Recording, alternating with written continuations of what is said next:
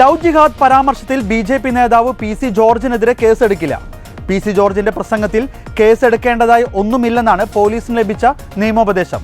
കെ.സി.ബി.സിയുടെ ലഹരിവിരുദ്ധ സെമിനാറിലായിരുന്നു പി.സി. ജോർജിന്റെ പരാമർശം. നിലവിൽ ലഭിച്ച 3 പരാതിയിന്മേൽ കൂടുതൽ അന്വേഷണവുമായി പോലീസ് മുന്നോട്ടു പോവുകയും വീണ്ടും നിയമോപദേശം തേടുകയും ചെയ്യും. പാലായിൽ കെ.സി.ബി.സി സംഘടിപ്പിച്ച ലഹരിവിരുദ്ധ പരിപാടിയിൽ പി.സി. ജോർജ് നടത്തിയ പരാമർശമാണ് വിവാദങ്ങൾക്കും നിയമ നടപടി സ്വീകരിക്കണമെന്ന ആവശ്യത്തിലേക്കും വഴിവെച്ചത്. ഈരാട്ടുപേട്ടയിൽ കണ്ടെത്തിയത് കേരളം മുഴുവൻ കത്തിക്കുവാനുള്ള സ്ഫോടക വസ്തുക്കളാണെന്നും കോട്ടയം മീനച്ചിൽ താലൂക്കിൽ മാത്രം ലവ് ജിഹാദിലൂടെ 400 പെൺകുട്ടികളെ നഷ്ടമായെന്നുമാണ് പി.സി. ജോർജിന്റെ പരാമർശം. മുസ്ലിം യൂത്ത് ലീഗാണ് ജോർജിനെതിരെ പാലായിൽ പരാതി നൽകിയത്. നേരത്തെ പി.സി. ജോർജ് റിമാൻഡിലായ ചാനൽ ചർച്ചയിലെ വിദ്വേഷ പരാമർശത്തിനെതിരായ പരാതിക്കാരും മുസ്ലിം യൂത്ത് ലീഗായിരുന്നു. ഈ കേസിലെ ജാമ്യവ്യവസ്ഥകൾ ലംഘിച്ചെന്നാണ് യൂത്ത് ലീഗ് പരാതിയിൽ ആരോപിച്ചത്.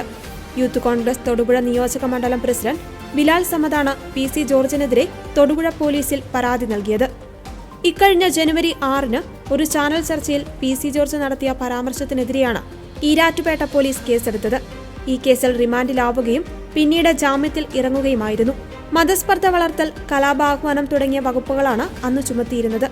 അതേസമയം ഈ വിഷയത്തിൽ പ്രതികരണവുമായി ഷോൺ ജോർജും രംഗത്തെത്തിയിരുന്നു. പി.സി. ജോർജിന്റെ നാവിന്റെ താക്കോൽ പൂട്ടി പോലീസിന് കൊടുക്കുവാൻ ഉദ്ദേശിക്കുന്നില്ലെന്ന് ഷോൺ ജോർജ് പറഞ്ഞിരുന്നു. ലവ് ജിഹാദ് ആരോപണത്തിൽ 400 അല്ല 4000 പേരുടെ കണക്കുണ്ടെന്നും ചോദിച്ചാൽ ബോധ്യപ്പെടുത്തേണ്ടയിടത്ത് നൽകുമെന്നും ഷോൺ ജോർജ് വാർത്താസമ്മേളനത്തിൽ വ്യക്തമാക്കിയിരുന്നു. പി.സി. ജോർജിന്റെ നാവിന്റെ താക്കോൽ പൂട്ടി പോലീസിന്റെ കയ്യിൽ കൊടുക്കുവാൻ ഉദ്ദേശിക്കുന്നില്ല.